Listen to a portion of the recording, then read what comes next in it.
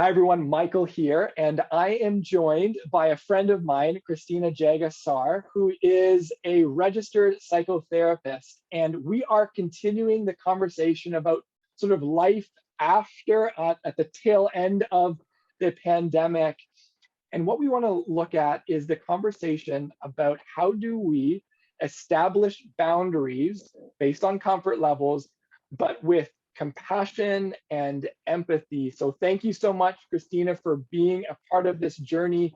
And I'm excited to hear from you. And I'm going to just pitch it right to you. No small talk. Let's get into it.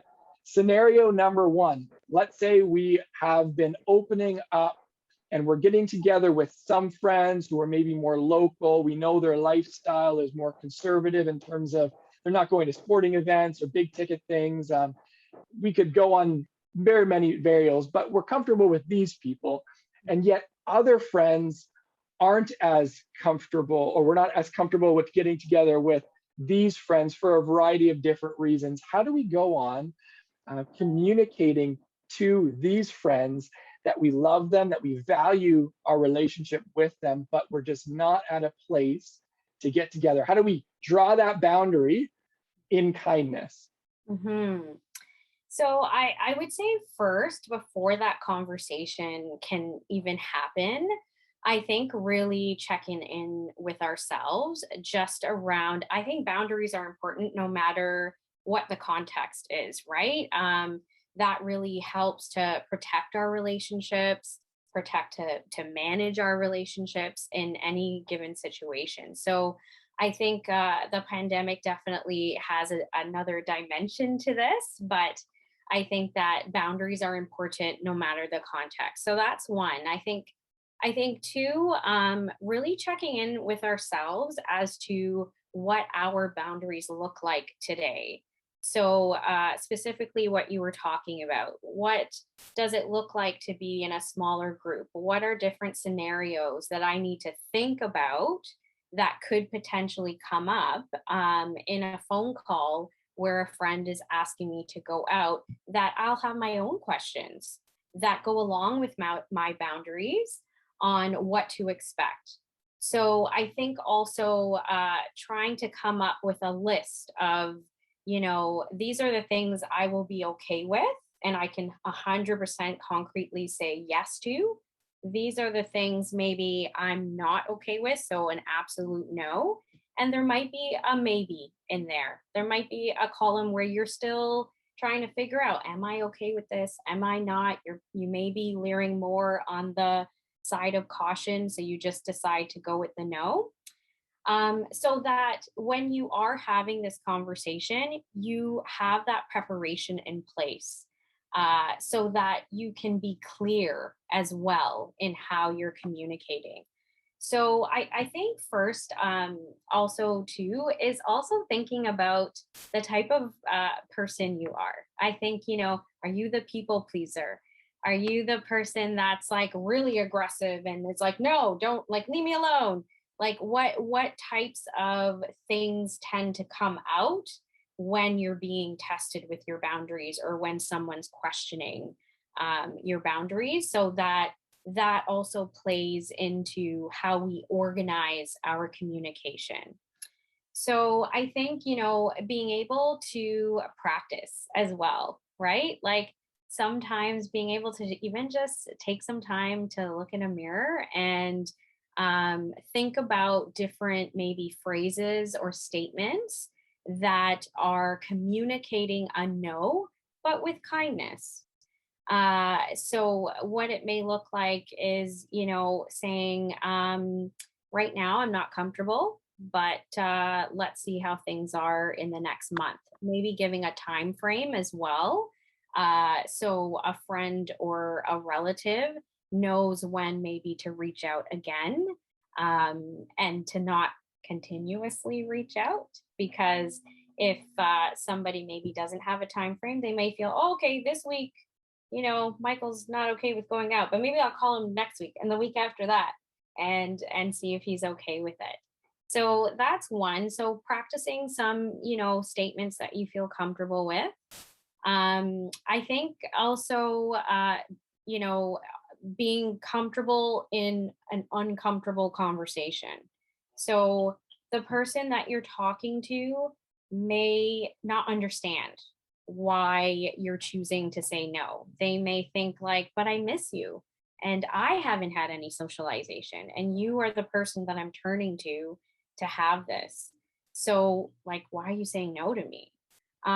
So I think in those circumstances as well, being able to make a plan of how you're going to exit that conversation while being as kind as possible. Um, I think really being straightforward and clear and firm about your boundaries is important as well, so that there's not any space to have that other person kind of question, like, what do you mean? Why are you not doing this? And, continuing that pattern of just you having to continue to defend, but that this is my personal choice. It may change next week, but here, this is where I am today, and this is where I'm going to be for a little bit. But by all means, check in to see how that goes. Yeah. Oh, that is a good start, and thank you. And there's so much meatiness within that, so I wanna digest it well. I was thinking about the conversation I had earlier with a friend of ours, a mutual friend, Yeah. Melissa Graham Burke, Mhm. and we were talking about not it wasn't specifically about boundaries, but it had the element of boundaries.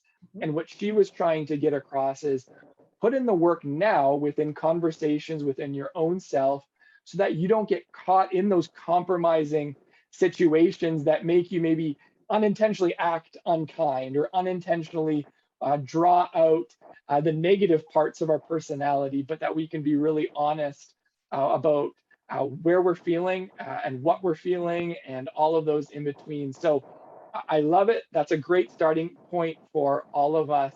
So let's say, again, unpacking this, Mhm. we are the people pleaser Mhm. and we are trying to wrestle with the fact that our comfort level is that we want to draw hard boundaries, but we Mhm. are a people pleaser. How do we go on in this world where we want to relearn how to be humans almost and be in relationship with one another? How do we strengthen our resolve when it comes to just not just giving in to what people Mhm. want? I think also very much assessing what we need. Prior to COVID, our needs may have been one way. And now during COVID, and kind of like you were saying, reintegrating back slowly into society and figuring out and navigating what we're comfortable with and what we're not, it really kind of has that layer of what are my needs now versus previously to COVID. I would say, even for myself, like I noticed because I haven't socialized for a while with maybe some close friends, one visit for 3 hours takes a lot of energy out of me because I'm talking a lot and I'm trying to listen attentively, and really be present and take in those moments. But that may mean for the rest of the week, I can't even, talk to somebody on the phone for a while because my energy has just been exhausted. So I think really checking in with ourselves to assess what our needs are right now as we continue to navigate and reintegrate into what we feel is comfortable. Another piece to that is when we are in conversation with friends or family members who are asking to see us and we're feeling a little bit hesitant about it, or, we're just not ready to do so at that time. I think really also showing gratitude, acknowledging to that person who has said, okay, I hear you. I wanted to see where you were at, and I'll check in, when a month from now or so to see how you're feeling about it. But I respect, that you're not ready right now. Really thanking them for their efforts, for respecting where you're at. And I think that people pleaser side of people, that can be helpful because it's received so well when that gratitude is given out. Mhm. I Being in tune with yourself, super important. A phrase I like to use, which is not my own phrase, I heard it somewhere, but I don't know where it was, is just sitting at the feet of your own body. Mhm, And as we learn from our own body, if we're a people pleaser, we're going to pick up on these things. mhm, And it's really important. I want to draw in on something you said earlier, mhm, which was the idea of having some phrases that you can turn to. Again, Melissa and I, we sort of touched on this, and it was coming back to the hopes. So we hope to meet.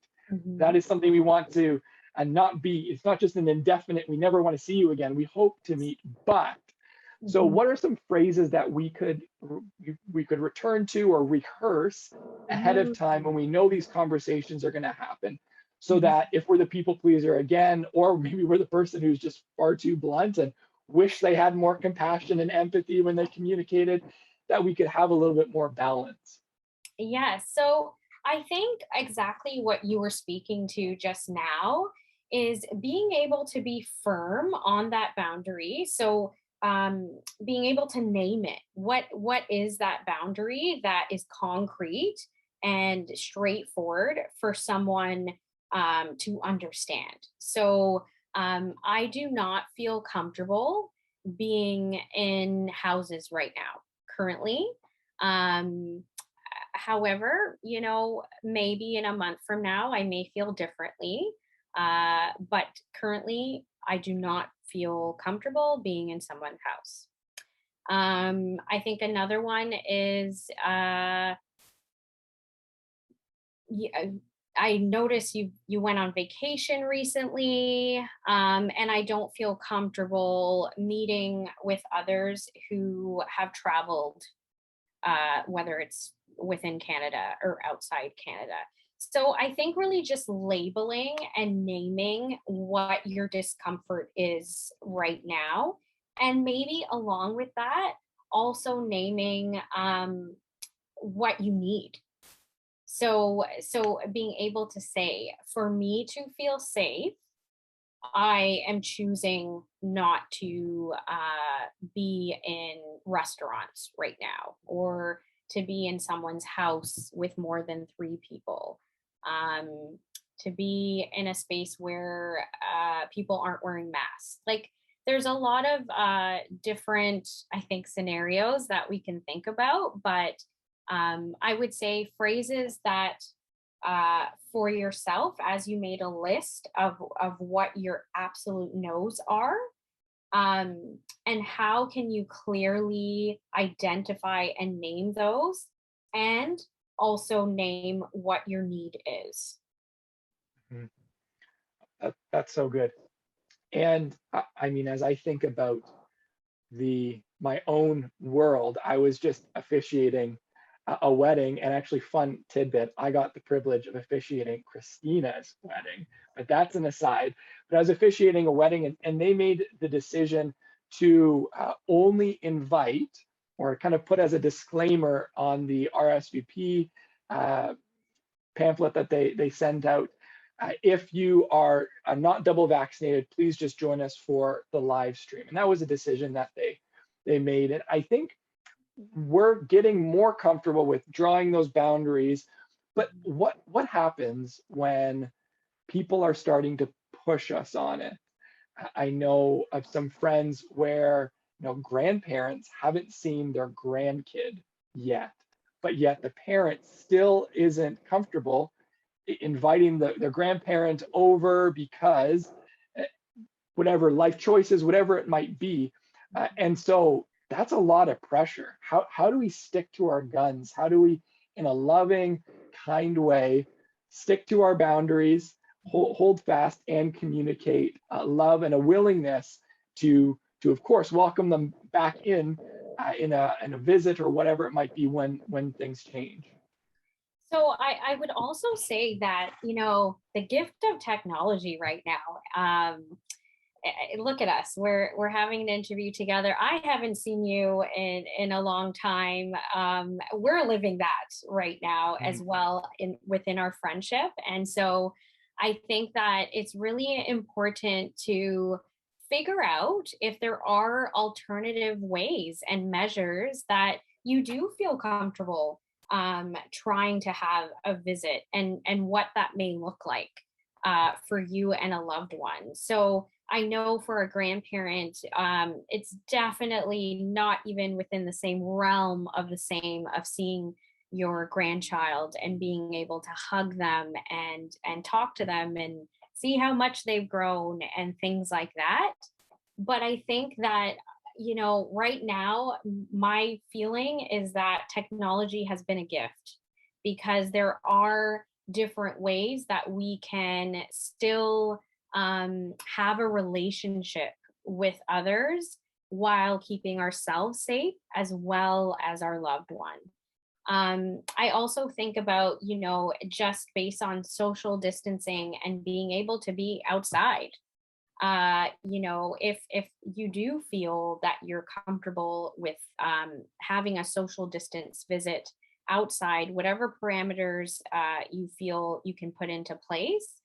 I just think if there's alternative measures that we can take that we feel comfortable with, especially for those loved ones and grandparents that we haven't seen for such a long time, if you feel comfortable, make it happen.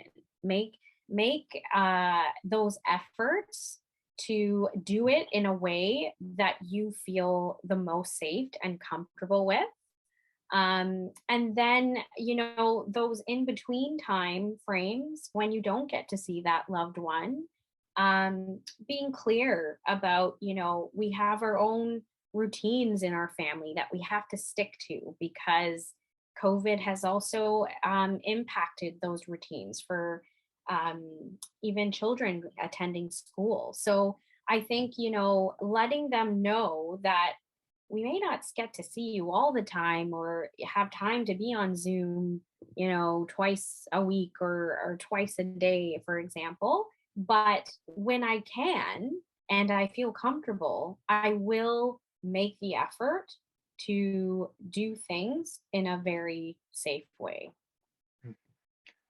I appreciate what you're honing in on because it's compassion from both sides. We Mhm. obviously want to invite compassion from the people that we're asking to honor our boundary from, but we also want them to know that we get this is really hard and it probably doesn't make sense. I love the phrase, we're doing this imperfectly. We are Mhm. doing this imperfectly. We wish that we could thread the needle every single time with our word choices, with the way that we communicate, with the decisions that we make, but that is way too much pressure.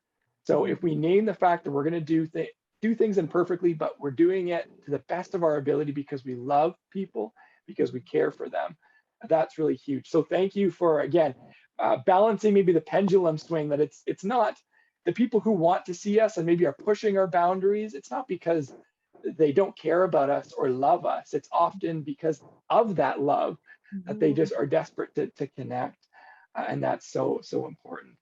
Well, Kristina, thank you. And I love the balance approach. Again, I love these really specific ways of talking through practical issues. And if I bring it back to the very beginning, where you were talking about, doing the work ahead of time, it's nice to have other people to talk things through with, whether that is a partner or a family member or a friend that you trust.